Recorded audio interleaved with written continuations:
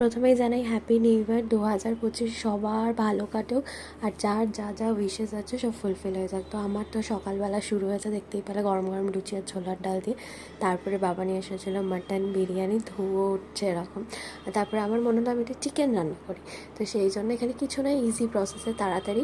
এখানে শুধু পেঁয়াজ আর রসুন কুচি করে নিয়েছি, আর তার মধ্যে যে নর্মাল মশলা থাকে লঙ্কা গুঁড়ো, ধনে গুঁড়ো, জিরে গুঁড়ো, হলুদ, এটা দিয়ে নাড়াচাড়া করে আর এখানে মাংসটা দিয়ে দিচ্ছি। আর নুন তো দিতেই হবে, যাই হোক।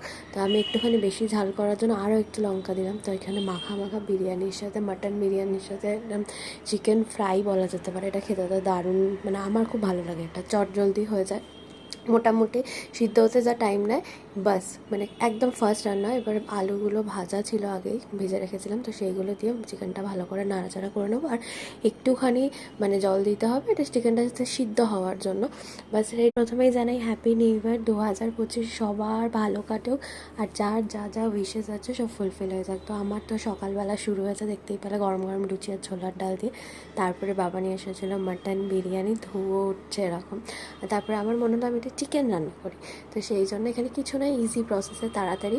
এখানে শুধু পেঁয়াজ আর রসুন কুচি করে নিয়েছি, আর তার মধ্যে যে নর্মাল মশলা থাকে লঙ্কা গুঁড়ো, ধনে গুঁড়ো, জিরে গুঁড়ো, হলুদ, এটা দিয়ে নাড়াচাড়া করে আর এখানে মাংসটা দিয়ে দিচ্ছি। আর নুন তো দিতেই হবে, যাই হোক।